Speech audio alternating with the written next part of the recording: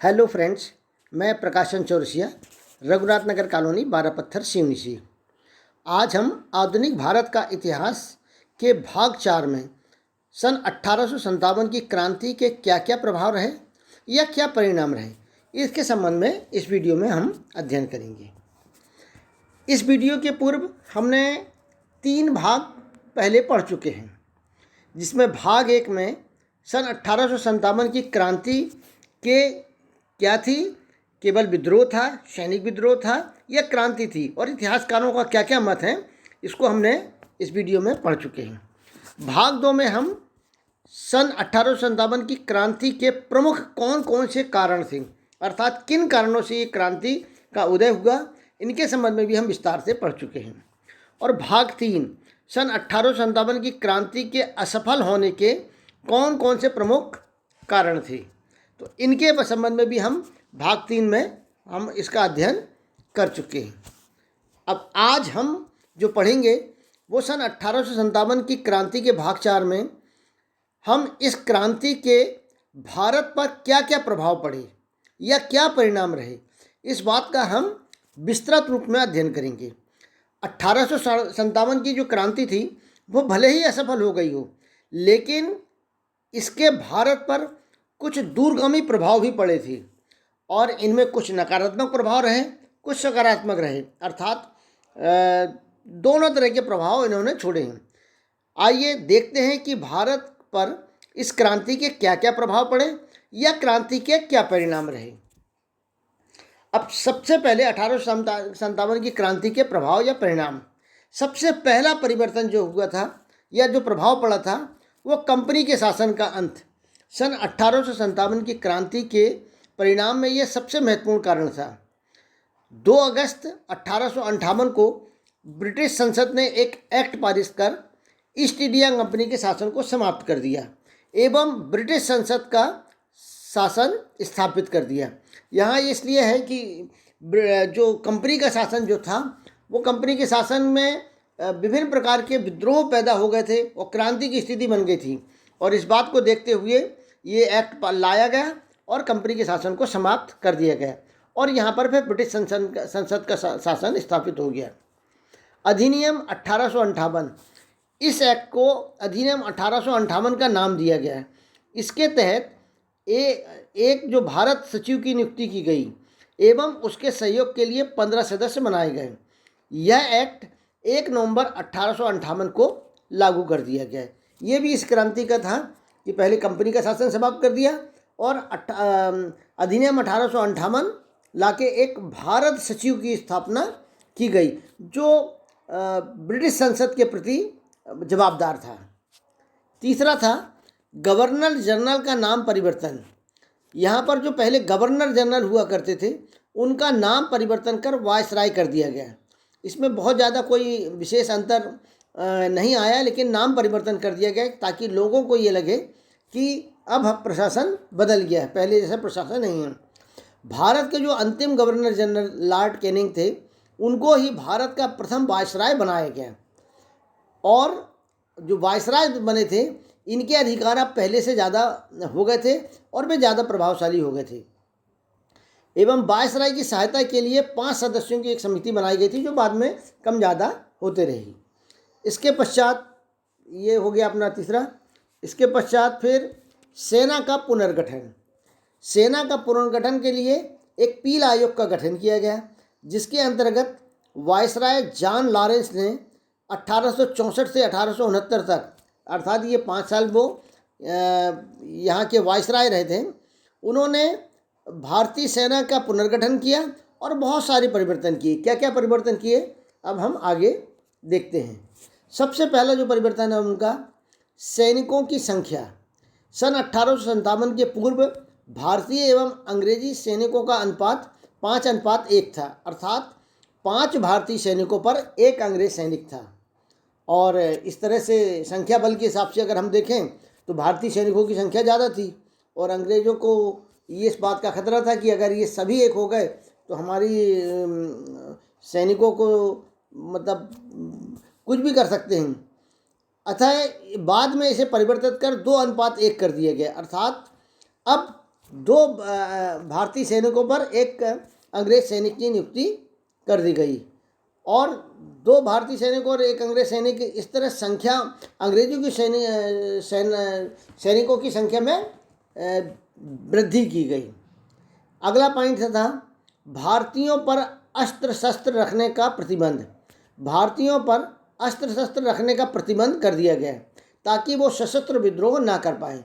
उन्हें यह भी जानकारी थी कि अगर भारतीयों के पास विभिन्न प्रकार के अस्त्र शस्त्र होंगे तो वो कभी भी अंग्रेजों के विरुद्ध, प्रशासन के विरुद्ध हथियार उठा सकते हैं। अर्थात हथियार ही ना रहेंगे तो फिर कैसे वो लड़ेंगे।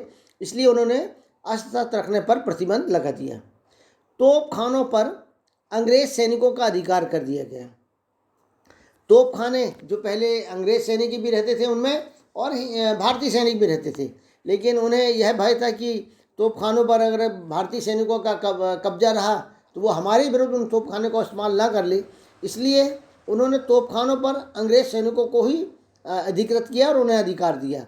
भारतीय सैनिकों को इससे उन्होंने दूर रखा ताकि क्रांति की आग और न फैल पाए। 8वां है उच्च पदों पर भारतीयों की नियुक्ति पर प्रतिबंध। अब सेना में या प्रशासन में उच्च पद जो होते थे उनमें भारतीयों की नियुक्ति पर प्रतिबंध लगा दिया, क्योंकि अब इस क्रांति के बाद भारतीय उनके लिए बहुत अधिक विश्वास पात्र नहीं रह गए थे।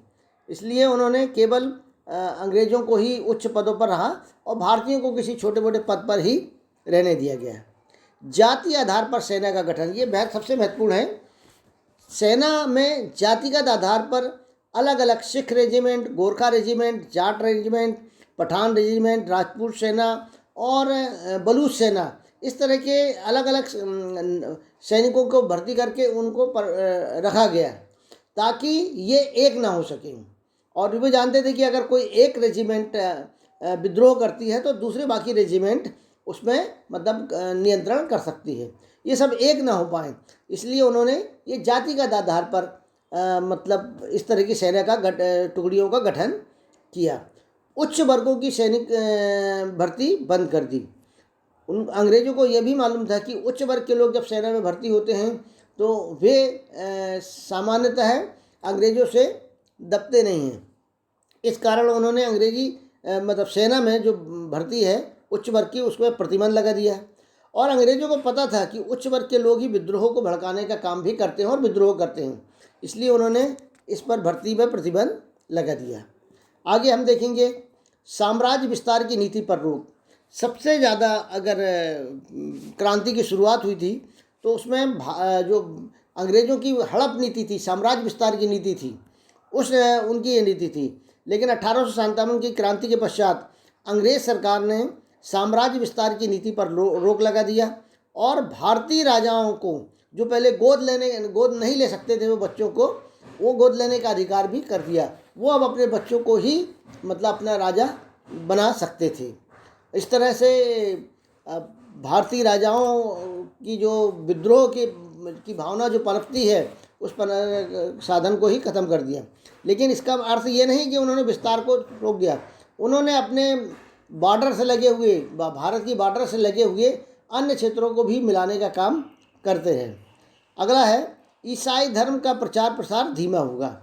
1857 की क्रांति के पूर्व ईसाई धर्म का प्रचार प्रसार जोरों से था। जो ईसाई धर्म को स्वीकार कर लेते थे उनको विशेष प्रकार की सहायता दी जाती थी, उनके साथ विशेष प्रकार की रियायतें रहती थी, उन्हें सहयोग दिया जाता था।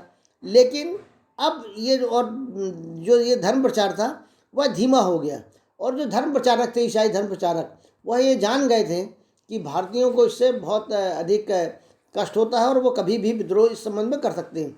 इसलिए उन्होंने इस धर्म प्रचार को धीमा कर दिया। अगला है राष्ट्रवाद का उदय। 1857 की क्रांति के पूर्व ये एक सकारात्मक परिवर्तन रहा। 1857 की क्रांति के पूर्व लोगों की निष्ठा अपने अपने राज्यों के प्रति थी, अर्थात वो अपने राज्य को ही अपना संपूर्ण मानते थे, बाजू वाले राज्य को नहीं मानते थे। इसलिए एक राज्य का दूसरे राज्य पर आक्रमण होते रहता था। अर्थात उस वक्त में राष्ट्रवाद की कोई भावना किसी में देखने को नहीं मिलती थी। लेकिन क्रांति के बाद लोगों में राष्ट्रीयता की भावना जागी और राष्ट्रवाद का उदय हुआ। लोगों ने ये समझा कि अगर हम सब लोग मिलकर रहें तो हमारा स्वतंत्र एक देश हो सकता है और हम अंग्रेज़ों को यहाँ से भगा सकते हैं। इस तरह से ये राष्ट्रवाद की भावना का उदय देखने को मिला और यह उदय 1857 की क्रांति का एक सबसे महत्वपूर्ण उपलब्धि मानी जा सकती है। 13वें नंबर पे हम देखें, हिंदू मुस्लिम में फूट डालो और राज करो की नीति। अंग्रेज समझ गए थे कि 1857 की क्रांति के बाद उन्हें समझ में आ गया था कि यदि भारत पर राज करना है तो हिंदू मुस्लिम की एकता को तोड़ना होगा, क्योंकि 1857 की क्रांति में हिंदू मुसलमान सभी ने मिलजुल कर मतलब ये क्रांति की थी और वो जानते थे कि अगर ये मिलजुल कर रहे तो फिर अंग्रेज उन पर काबू नहीं कर पाएंगे। इस कारण उन्होंने हिंदू और मुस्लिम के मध्य फूट डालो और राज करो की नीति अपनाई, क्योंकि वो जानते थे कि अगर ऐसा करेंगे तो ही वो लंबे समय तक के प्रशासन पर बने रह सकते हैं। अगला है, अंग्रेज समर्थक राजाओं एवं जमींदारों को पुरस्कृत किया। 1857 की क्रांति में जिन राजाओं ने या जमींदारों ने अंग्रेज़ों का साथ दिया था उनके हितों का ध्यान रखा गया, उन्हें विभिन्न प्रकार की उपाधियों से नवाजा गया और विभिन्न प्रकार के उनके साथ सहयोग किया गया, उन्हें आर्थिक लाभ भी पहुंचाया गया, पद दिए गए और वे जानते थे कि यदि भारत पर लंबे समय तक राज करना है तो इन्हें मिलाकर रखना होगा, इनके ही सहयोग से वो मतलब इन पर राज कर सकते हैं। और वो ये जानते थे कि अगर ये संतुष्ट रहेंगे तो ये हमारे राज को बढ़ाने में, राज को सुरक्षा में महत्वपूर्ण सहयोग कर सकते हैं। तो ये भी एक प्रभाव पड़ा था। सामाजिक सुधारों पर रोक। 1857 की क्रांति के पूर्व अंग्रेजों ने विभिन्न प्रकार के सामाजिक सुधार किए थे जो भारतीय समाज में किए गए थे, जैसे सती प्रथा का विरोध, बाल विवाह का विरोध, विधवा विवाह को उन्होंने लागू कर दिया था और जिनका जो कट्टरवादी हिंदू संगठन थे उन्होंने इसका विरोध किया था और यही विरोध अंग्रेज नहीं चाहते थे, अतः उन्होंने जो सामाजिक सुधार थे उन पर भी रोक लगा दी। मुगल साम्राज्य का पतन। 1857 की क्रांति का नेतृत्व करने वाले मुगल साम्राज्य के अंतिम शासक बहादुर शाह जफर के उत्तराधिकारी की हडसन ने हत्या कर दी थी और बहादुर शाह जफर को कैद कर रंगून निर्वासित कर दिया था, जहां 1862 में उनकी मृत्यु 1862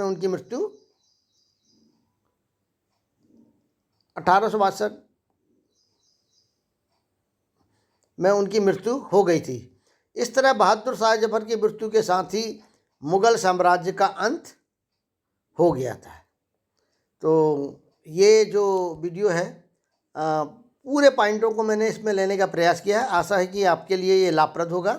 अगर ये लाभप्रद हो तो इसे लाइक करिएगा, सब्सक्राइब करिएगा और अपने अन्य मित्रों को भी इसे भेजिएगा। धन्यवाद।